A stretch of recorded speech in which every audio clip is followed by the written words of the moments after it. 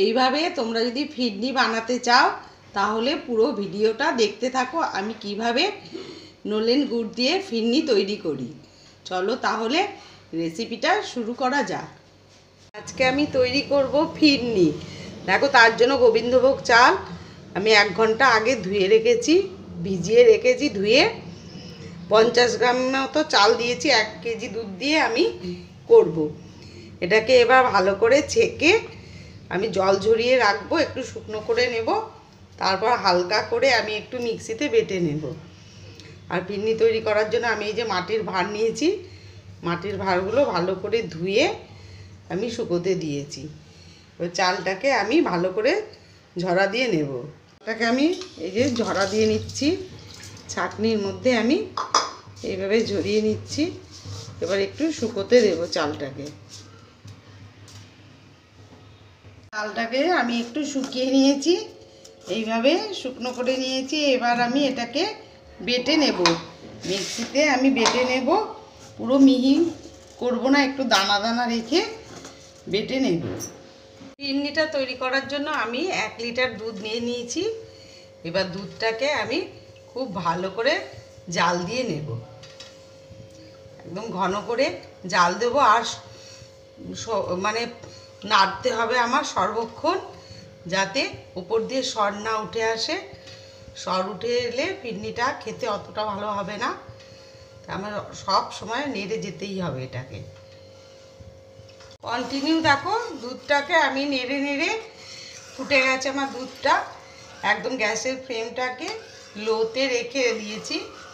এবার আমি যে গোবিন্দভোগ চালটাকে গুঁড়ো করে রেখেছিলাম, আমি পুরো মিহি গুঁড়ো করিনি, একটু দানা দানা রেখে গুঁড়ো করেছিলাম, এই আমি চালের গুঁড়োটা দিয়ে দিচ্ছি। দিয়ে ভালো করে এবার নাড়তে হবে কন্টিনিউ। দেখো, চাল দিয়ে আমি দুধের সাথে ভালো করে ফুটিয়ে নিচ্ছি। চালটা এবার সেদ্ধ হয়ে এসছে প্রায়, আর একটু সেদ্ধ হবে। তারপর আমি এর মধ্যে মিষ্টি দিয়ে দেবো। এইভাবে আমি নেড়ে নেড়ে এটাকে একদম শুকনো শুকনো করে নেব। তারপর সেদ্ধ হয়ে গেলে আমি চিনি দিয়ে দেবো। চালটা আমার সেদ্ধ হয়ে গেছে, গুঁড়োটা, চালের গুঁড়োটা। এবার আমি এর মধ্যে আমি চিনি দিয়ে দিচ্ছি। আমি 1 বাটি চিনি দিলাম।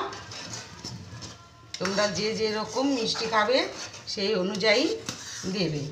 ফিরনিতে একটু কড়া মিষ্টির একটু কম লাগে মিষ্টি, কড়া মিষ্টি হলে খুব একটা ভালো লাগে না। এবার আমি ভালো করে আবার জাল দিয়ে নেব। দেখো, আমার ফিরনিটা রেডি হয়ে এসছে প্রায়। এবার আমি এলাচের গুঁড়ো দিয়ে দিচ্ছি।